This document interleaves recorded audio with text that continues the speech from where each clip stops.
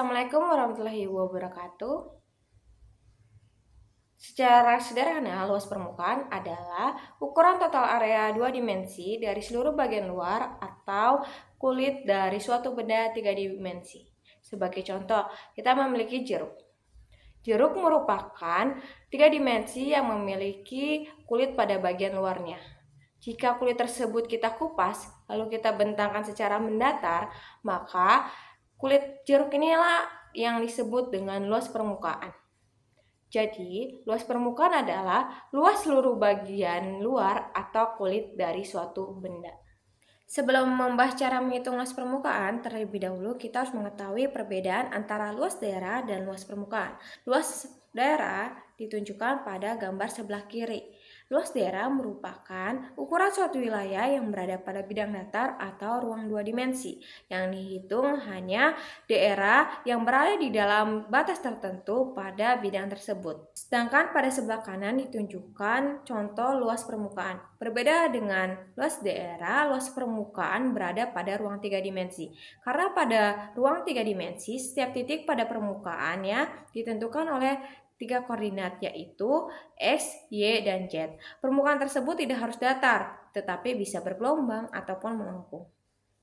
Nah, karena permukaan yang akan dihitung berbentuk melengkung, maka perhitungan tidak sesederhana luas daerah biasa. Oleh karena itu, pada subbab ini kita akan mempelajari bagaimana luas permukaan dibentuk. Dalam subbab ini, luas permukaan yang akan dibahas dinyatakan fungsi Z sama dengan Fx, Y. Artinya, tinggi permukaan ditentukan oleh nilai X dan Y, sehingga terbentuk suatu permukaan pada ruang tiga dimensi. Rumus luas permukaan terbentuk tidak langsung diberikan begitu saja, tapi dibentuk secara bertahap. Untuk memahami proses pembentukannya, kita perhatikan gambar 1. Pada gambar ini, huruf G menyatakan suatu permukaan yang berada pada ruang tiga dimensi. Sementara itu, daerah S merupakan daerah pada bidang XY yang terletak tepat di bawah permukaan G. Dengan kata lain, S dapat dianggap sebagai daerah dasar atau alas dari permukaan tersebut. Untuk mempermudah perhitungan, daerah S dibagi menjadi banyak persegi panjang kecil yang dinotasikan dengan RM.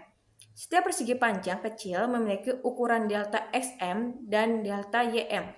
Pembagian ini dilakukan agar daerah yang awalnya besar dapat dianalisis melalui bagian-bagian yang lebih kecil. Selanjutnya, setiap persegi panjang kecil RM diproyeksikan ke atas menuju permukaan G, sehingga menghasilkan bagian kecil permukaan yang bersesuaian.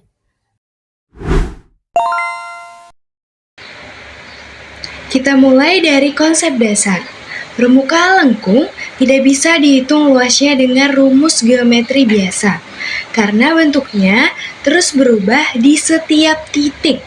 Oleh karena itu, kita gunakan prinsip pendekatan bagian kecil, mirip dengan konsep jumlah Riemann.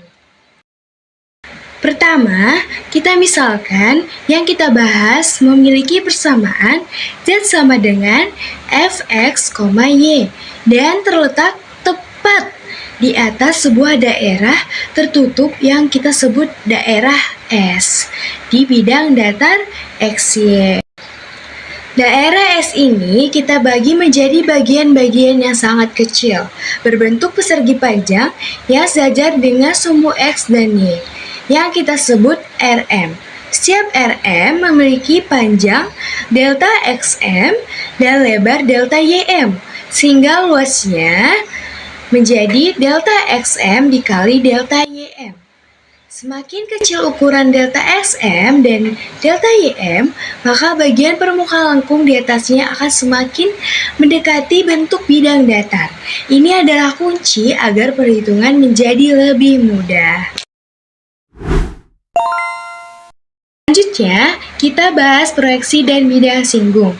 Setelah kita membagi daerah proyeksi menjadi bagian-bagian kecil R sub M, langkah berikutnya adalah memproyeksikan setiap persegi panjang kecil ini secara tegak lurus ke atas menuju permukaan lengkung Z sama dengan F dari X dan Y.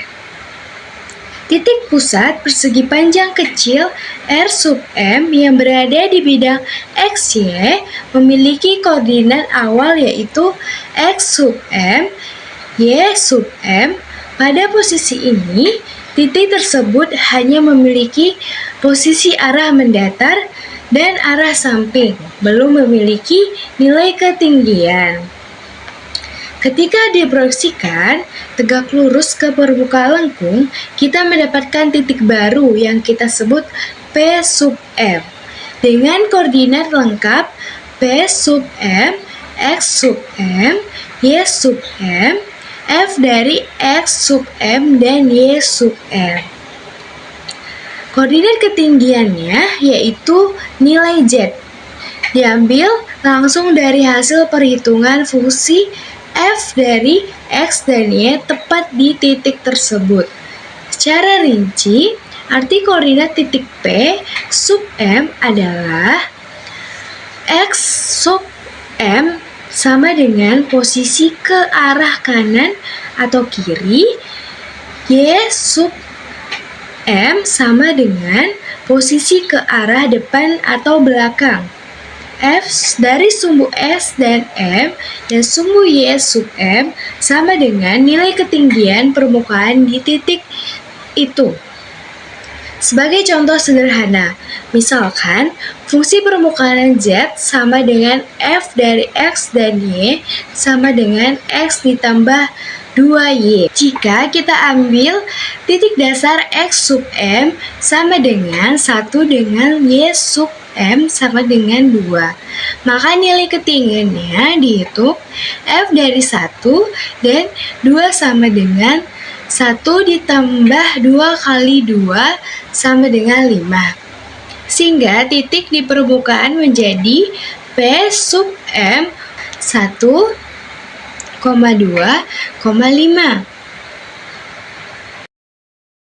Lalu, mengapa harus diproyeksikan seperti ini? Karena luas permukaan tidak bisa dihitung langsung. Bentuknya selalu berubah. Kita membutuhkan hubungan antara bidang datar yang mudah dihitung dengan permukaan lengkung yang sulit dihitung. Proyeksi ini menghubungkan keduanya, sehingga kita bisa mengetahui posisi dan ketinggian tepat di permukaan lengkung. Karena ukuran R sub M dibuat sangat kecil, maka kelengkungan permukaan di sekitar titik P sub M hampir tidak terlihat. Bentuknya mendekati bidang datar. Di sini kita gunakan konsep bidang singgung. Bidang singgung didefinisikan sebagai bidang datar yang menempel tepat di titik P sub M dan memiliki kemiringan yang sama persis dengan permukaan lengkung di titik tersebut. Alasannya menggunakan bidang singgung yaitu permukaan lengkung memang terus berubah bentuk. Tapi jika kita ambil bagian yang sangat kecil, perubahan kemiringannya bisa diabaikan. Bidang singgung ini berperan sebagai pendekatan yang sangat akurat. Luas bidang inilah yang nantinya akan kita gunakan sebagai pengganti luas bagian permukaan lengkung yang sulit dihitung. Selanjutnya, kita bahas mengenai vektor pembentuk bidang singgung. Bidang singgung itu berbentuk bidang datar. Nah, agar kita mendeskripsikan bentuknya secara matematis dan nantinya bisa dihitung luasnya, kita memerlukan dua vektor dasar yang berfungsi sebagai kerangka pembentuk bidang tersebut, sama seperti panjang dan lebar pada persegi panjang. Pada vektor pertama, vektor U sub M searah dengan sumbu X. Vektor ini menggambarkan pergerakan atau pergeseran ke arah sumbu X. Jika kita bergerak sedikit ke arah sumbu X sebesar perubahan kecil yang kita buat disebut delta X sub M. Maka ke arah sumbu X terjadi pergeseran mendatar sejauh delta X sub M yang ditulis dalam bentuk komponen sebagai delta X sub MI. Ke arah sumbu Y tidak ada perubahan sama sekali, maka nilainya 0. Ke arah sumbu Z atau ketinggian terjadi perubahan mengikuti kemiringan permukaan lengkung.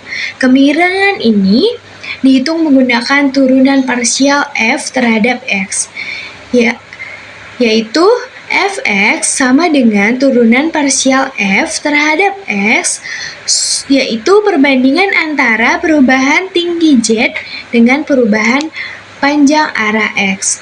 Artinya, setiap kita bergerak satu satuan ke arah x, maka ketinggian permukaannya akan berubah sebesar nilai fx.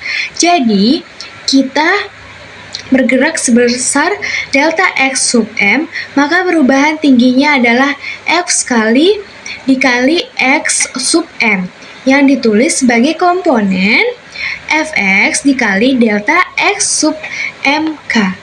Jika digabung semuanya, maka rumus vektor menjadi u sub m sama dengan delta x sub mi ditambah fx dari x sub m y sub m dikali delta x sub mk. Nah, selanjutnya pada vektor kedua, vektor f sub m searah dengan sumbu y. Prinsipnya sama persis dengan vektor sebelumnya, hanya saja arahnya menuju sumbu y. Kita bergerak sedikit ke arah sumbu y sebesar perubahan kecil delta y sub m.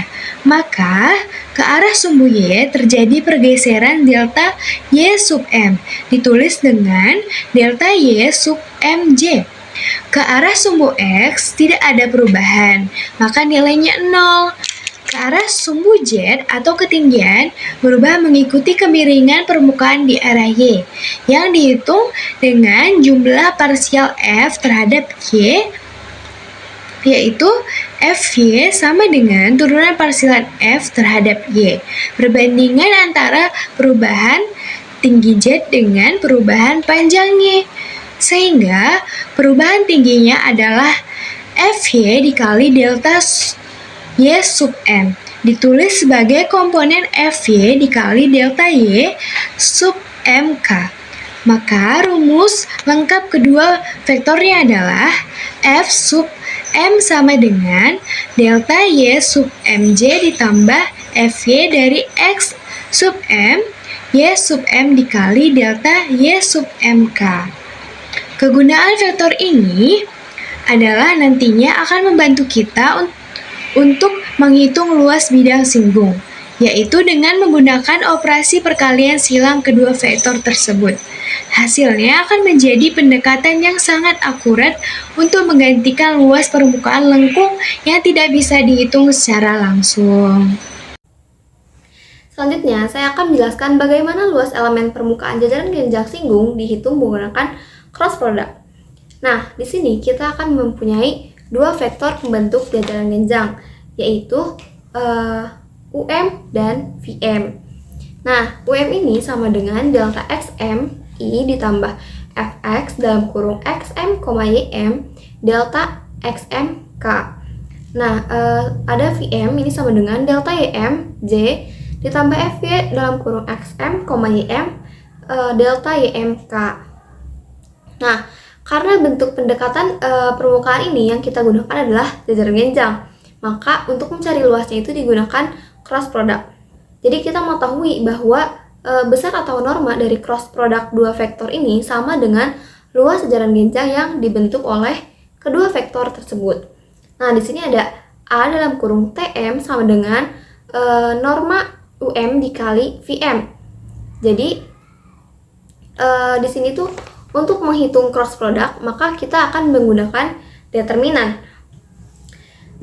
Berdasarkan perhitungan cross product dari menggunakan determinan itu, maka diperoleh UM dikali VM sama dengan A dalam kurung RM dalam kurung negatif Fx dalam kurung XM, YM I dikurangi Fy dalam kurung XM, YM J ditambah K.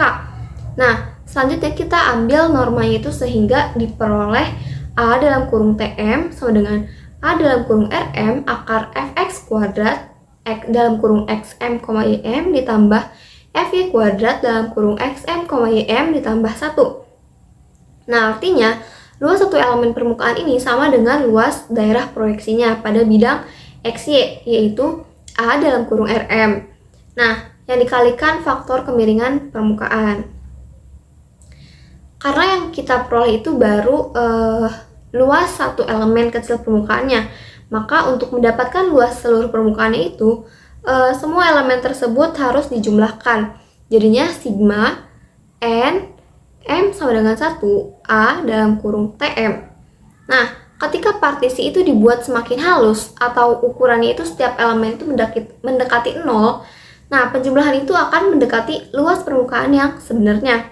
Jadinya A dalam kurung G sama dengan limit norma P menuju 0 sigma N M sama dengan 1 A dalam kurung TM. Nah, proses ini tuh sama seperti pembentukan integral lipat 2 dari jumlah Riemann. Nah, jadi jika limit tersebut itu diambil, maka diperolehlah luas permukaan yaitu A dalam kurung G sama dengan integral lipat 2S akar 1 ditambah Fx kuadrat ditambah Fy kuadrat dA. Nah, S ini adalah daerah proyeksi pada bidang XY, dan Fx dan Fy ini adalah turunan parsial pertamanya. Nah, akar ini tuh menunjukkan pengaruh kemiringan permukaan terhadap luas sebelumnya. Selanjutnya, saya akan menjelaskan contoh 1.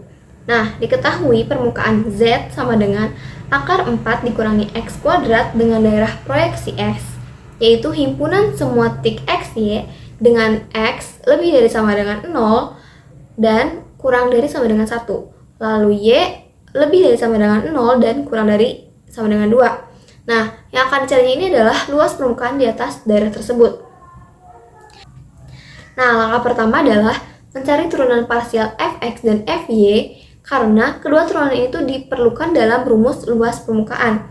Nah, sekarang kita akan bahas turunan parsial dari Fx. Turunan parsial dari Fx ini sama dengan negatif X per akar 4 dikurangi X kuadrat. Lalu turunan dari Fy itu sama dengan 0. Kenapa 0? Karena fungsinya itu hanya ada variabel X, tidak ada variabel Y-nya. Nah, selanjutnya, nilai Fx dan Fy ini disubstitusikan ke rumus luas permukaan. Jadinya, A dalam kurung G sama dengan integral lipat 2S akar Fx kuadrat ditambah Fy kuadrat ditambah 1 dA. Nah, setelah disubstitusikan ini, maka diperolehlah A dalam kurung G integral lipat 2 akar X kuadrat per 4 dikurangi X kuadrat ditambah 1 dA. Kemudian, bentuk di dalam akarnya ini kita sederhanakan menjadi integral lipat 2S akar 4 per 4 dikurangi X kuadrat dA sama menjadi integral lipat 2S 2 per akar 4 dikurangi X kuadrat dA. Nah, karena daerah S ini memiliki batas yaitu X lebih dari 0 sama dengan 0 dan kurang dari sama dengan 1, dan Y itu lebih dari sama dengan 0 dan kurang dari 2, maka integral lipat 2-nya itu ditulis menjadi integral 0 menuju 1, integral 0 menuju 2, 2 per akar 4 dikurangi X kuadrat dx. Nah, integral ini tidak mengandung variabel Y atau tidak ada variabel Y-nya. Jadi, integral terhadap Y-nya itu hanya menghasilkan faktor 2. Nah, jadinya 4 integral 0 menuju 1 per akar 4 dikurangi X kuadrat dx. Nah, selanjutnya itu kita gunakan rumus integral standar. Jadinya integral 1 per akar A kuadrat dikurangi X kuadrat dx sama dengan sin pangkat negatif 1 atau inverse dari sin dalam kurung X per A.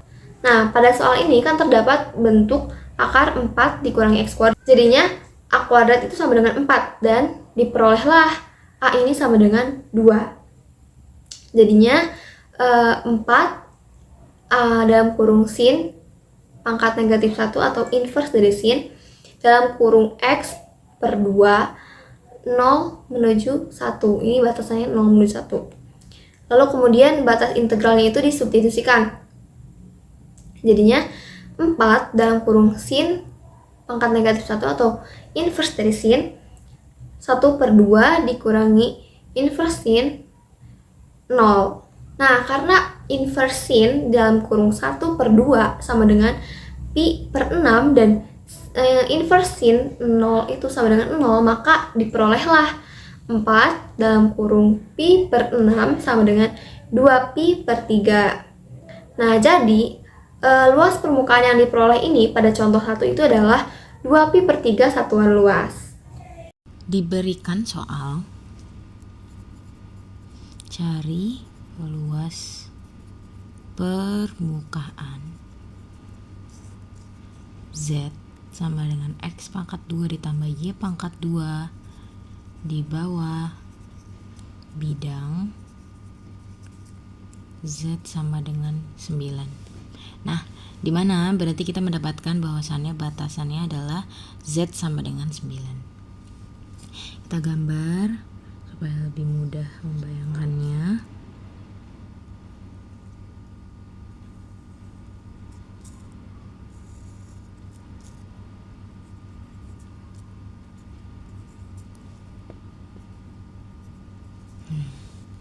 Oke. Bisa dilihat teman-teman, X sama dengan Z sama dengan X pangkat 2 plus Y pangkat 2. Itu disebut apa sih? Itu yang dinamakan dengan paraboloida. Kita gambar kurvanya.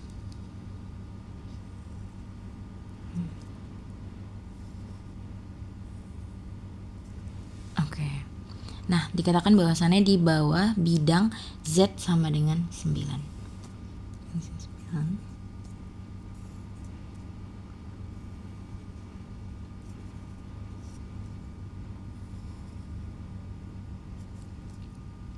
Inilah yang disebut dengan bidang Z sama dengan 9. Nah, di sini kita mau mencari luas permukaan X pangkat 2 ditambah Y pangkat 2 yang ini dengan batasan di bawah bidang Z sama dengan 9. Berarti yang kita cari adalah bagian ini yang saya arsir.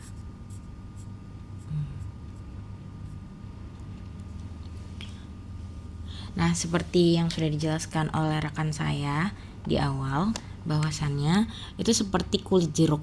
Jadi yang kita hitung adalah di bagian kulit jeruknya atau di bagian luas permukaannya. Nah, kalau paraboloida ini dibatasi di bawah bidang X sama dengan Z sama dengan 9, berarti karena paraboloidanya X pangkat 2 tambah Y pangkat 2, berarti daerah asalnya kalau kita proyeksikan terhadap X dan juga terhadap Y, maka pasti akan menghasilkan 3 dan juga 3. Jadi kita punya daerah asalnya dari X itu min 3 sampai dengan 3. Dan Y-nya juga dari min 3 sampai dengan 3.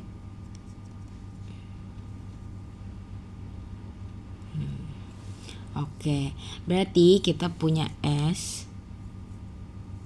atau daerah asalnya sama dengan X, Y. Tadi X-nya dari min 3 sampai dengan 3, begitu juga dengan Y-nya.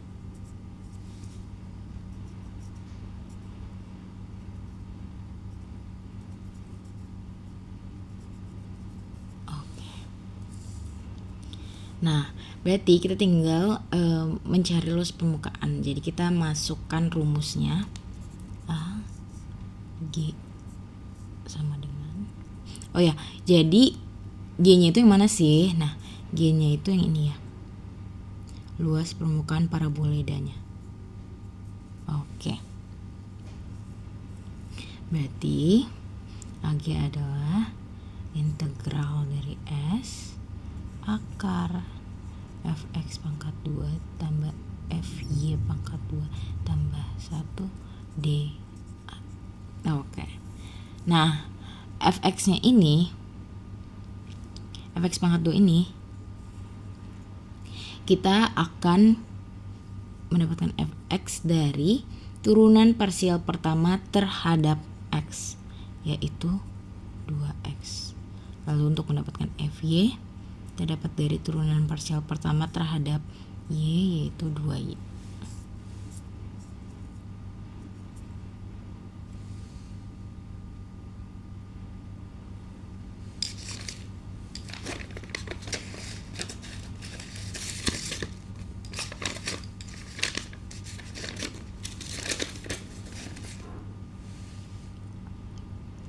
Langsung aja kita substitusikan fx dan juga fy-nya yang sudah kita dapat, yaitu 2x pangkat 2 ditambah 2y pangkat 2 tambah 1 dA.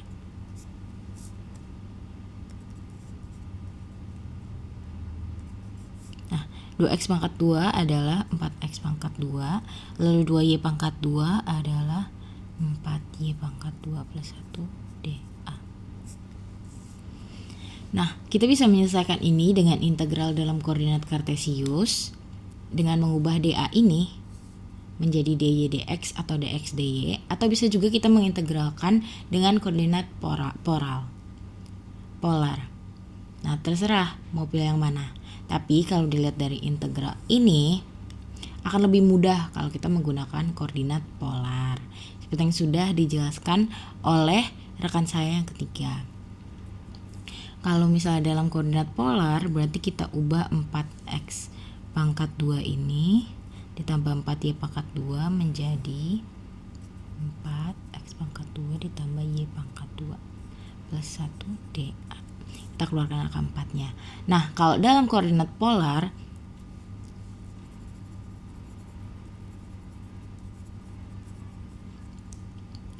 x pangkat 2 tambah y pangkat 2 itu diartikan dengan r pangkat 2.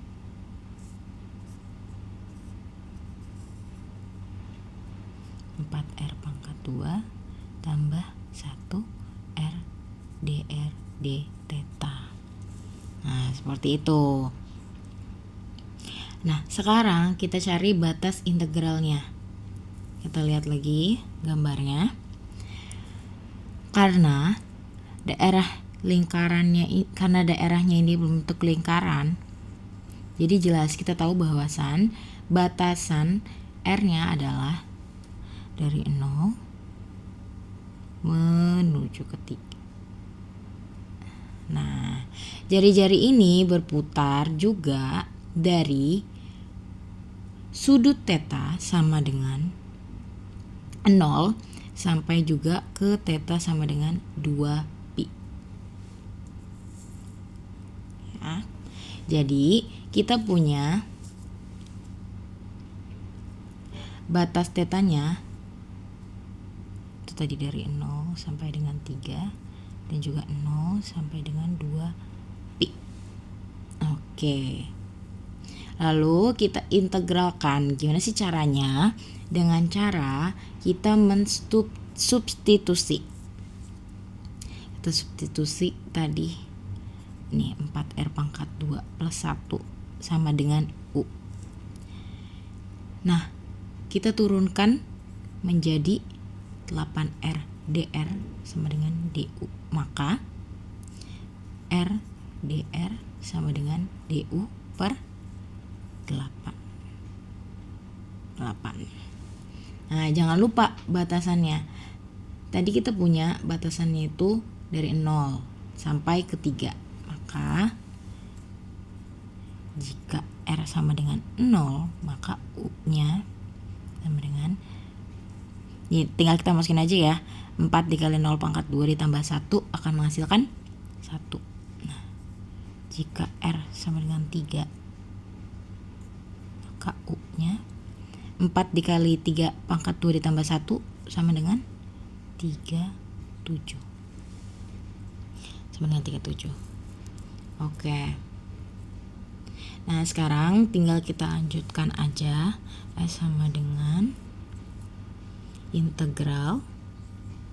Kita substitusikan tadi 4R pangkat 2 plus 1 itu, ini kita ubah menjadi U, berarti akar 4R pangkat 2 plus 1 itu berarti akar U. Atau di sini saya tulis U pangkat 1/2. Nah, kemudian RDR-nya adalah ini yang tadi, DU per 8. DU per 8-nya saya tulis di bawah sini. Per 8. D theta. Ingat batas U tadi itu dari 1 sampai dengan 37. Dan batas theta tadi tetap dari 0 sampai dengan 2 pi. Oke, lalu kita integralkan kembali.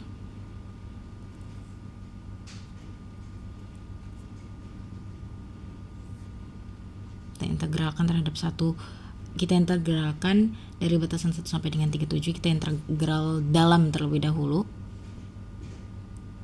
1/8 ini saya keluarkan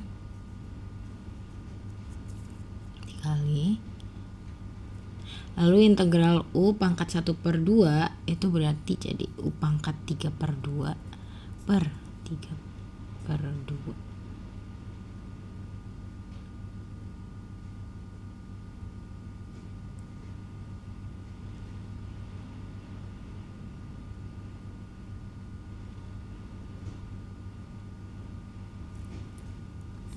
D theta. Ingat tadi batasnya kita pakai yang 1 sampai 37. Oke. Nah, sekarang kita hitung. Ini kan 1/8 dibagi 3/2 kan. Kalau misalnya kita jadikan perkalian, itu berarti jadi 1/8 dikali 2/3. Nah, jadi saya coret aja. Ini 1, ini 4. Jadinya 1/12 kali U pangkat 3/2 dengan batasan U sama dengan 1 dan U sama dengan 37 di theta. Nah,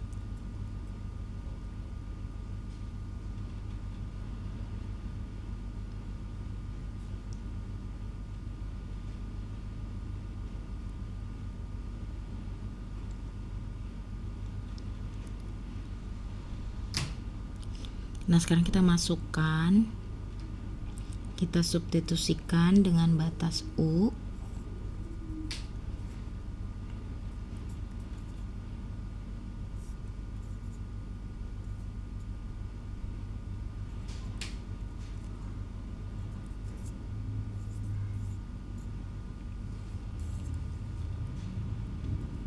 Karena semua konstanta dikalikan dengan theta, maka akan menghasilkan theta.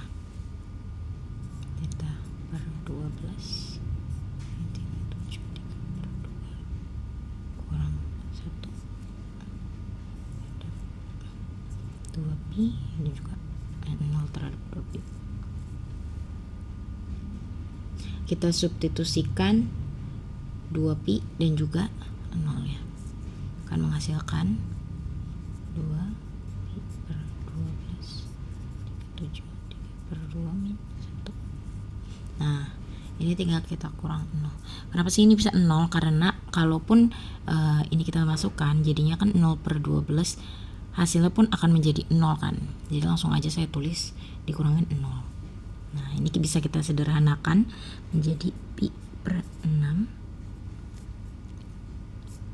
37 3/2 min 1. Oke. Jadi luas permukaan Z sama dengan X pangkat 2 tambah Y pangkat 2 di bawah bidang Z sama dengan 9 adalah ini pi per 6 37 pangkat 3/2 min 1.